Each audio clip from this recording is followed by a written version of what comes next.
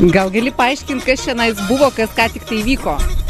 Iš tikrųjų, tai mes norim paprasčiausiai žmonės atitraukti nuo jų kasdienybės. Kai vienas fainas žmogus pasakė, reikia juos išmušti iš vėžių ir parodyti, kad kažkas įdomaus vyksta.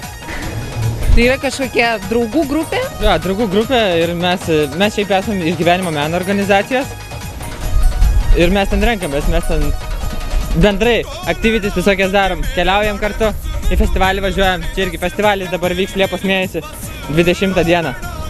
Tenai irgi darysit tokius išsišokimus? Jo, ir būtent ten sieksim pasaulio rekordą su stampu. Kas tenai vyks plačiau, gal gali trumpai? Trumpai galiu, kas man užkliuvo, kas man labiausiai ten patiko, tai va šitas rekordas bus siekiamas. Bus susipažinimas su pasaulyje žymiais jaunimu, kuris pasiekęs.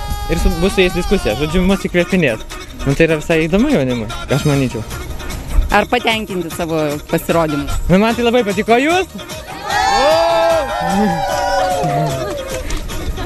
Sėkmės Lenkijoje festivalyje. Ačiū, ir jau.